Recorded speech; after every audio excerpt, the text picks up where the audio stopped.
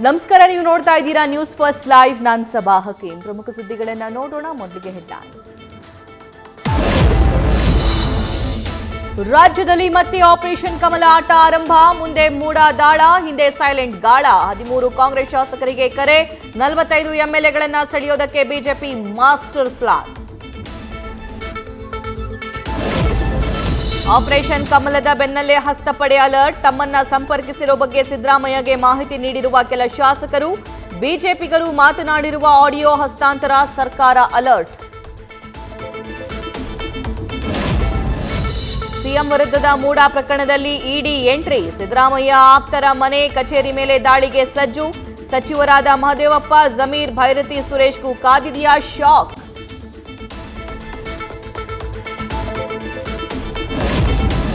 ಲೋಕಾಯುಕ್ತ ಅಧಿಕಾರಿಗಳ ಮುಂದುವರಿದ ಮೂಡ ತನಿಖೆ. ಕೆಸರೆ ಭೂಮಿ ಸರ್ವೆ ಬಳಿಕ ಇವತ್ತು ಮೂಡ ಅಧಿಕಾರಿಗಳಿಗೆ ನೋಟಿಸ್ ಜಾರಿಗೆ ಸಿದ್ಧತೆ. ಹಿಂದಿನ ಆಯುಕ್ತರಾದ ನಟೇಶ್, ದಿನೇಶ್ ಕುಮಾರ್ ವಿಚಾರಣೆಗೆ ತಯಾರಿ. ಇಸ್ರೇಲ್ ಮೇಲೆ ಇರಾನ್ನಿಂದ 200ಕ್ಕೂ ಅಧಿಕ ಕ್ಷಿಪಣಿ ದಾಳಿ. 8 ಮಂದಿ ಇಸ್ರೇಲಿಗರು ಸಾವು, ಹಲವರಿಗೆ ಗಾಯ. ಶತ್ರು ದೇಶದ ಅಟ್ಯಾಕ್ನಿಂದ ಇಸ್ರೇಲ್ ಕೆಂಡ. ಪ್ರತೀಕಾರಕ್ಕೆ ಸಜ್ಜಾದ ನೇತನ್ಯಾಹು.